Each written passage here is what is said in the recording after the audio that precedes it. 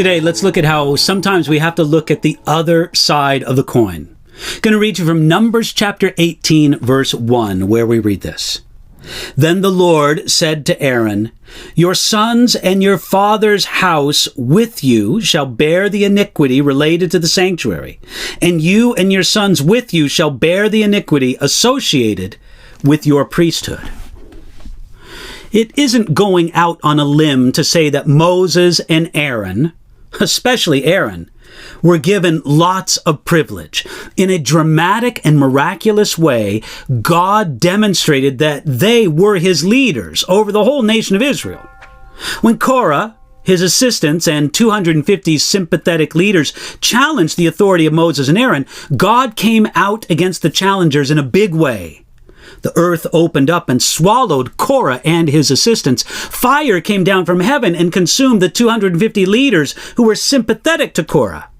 Since then, more than one leader has hoped that God would do the same to their challengers. But if that wasn't enough, God then wanted the whole nation to know that Moses and Aaron were legitimate leaders. He didn't want the accusations of Korah to just kind of hang in the air. So God called a representative from each tribe to present a rod, a large walking stick, a symbol of authority. They set the 12 rods in the tabernacle overnight, and in the morning, only the rod of Aaron had miraculously sprouted, budded, grown leaves, and borne fruit. God put his stamp of authority on Aaron in a big, big way. So, right about this time, when Aaron might be flying really high because of all that privilege, he might be thinking, I'm God's leader and everyone knows it. Everyone is plenty afraid to challenge my authority. You could say that God popped Aaron's bubble with the words of Numbers chapter 18, verse 1. God told Aaron that he would bear the iniquity of both the sanctuary and the priesthood. The priests, that is Aaron, his sons, and their descendants, shall bear the iniquity related to the sanctuary and the priesthood. They were accountable to God. You could say that this is the other side of Aaron's prerogative as the chosen priest of God, as demonstrated with the budding of the rod in Numbers 17. Moses and Aaron had authority from God, but they also had accountability. Friends, God never gives authority without accountability. The two always go together. If God gives somebody headship and expects others to submit to them in his order, God also has a special accountability for that person. In our sinful nature, we all tend to want authority without accountability, but God never arranges it that way.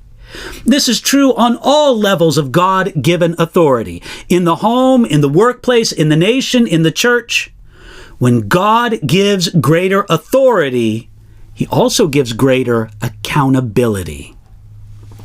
We can imagine that the proud bubble inside Aaron's head popped. It's great to be confirmed as God's chosen leader in front of the whole nation. And it's even better to have the confirmation be so dramatic and miraculous. But here, Aaron was reminded that leadership isn't about authority and privilege.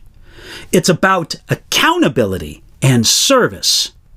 There was no place for Aaron to say, I'm above accountability because I'm God's leader. Instead, Aaron had a greater accountability, a special accountability, a divine accountability, because he was God's appointed leader. This idea of accountability is a needed word for those who aspire to larger responsibilities, especially in Christian ministry. Let God bring the larger responsibility, for he knows when you are ready for the greater accountability. Remember what Charles Spurgeon said, quoting him here. Preachers need not seek for larger spheres. Let them be faithful in those which they now occupy. A brother said to me, I cannot do much with 100 hearers. And I replied, you will find it hard work to give in good account for even 100 people. Finally, God gives each one of us some measure of authority and some responsibility. Are we using them well?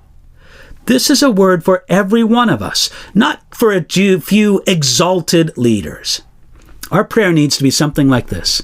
Lord, whatever responsibility or authority you give to me, show me that I have accountability according to the same measure. You can ask God to show that to you today.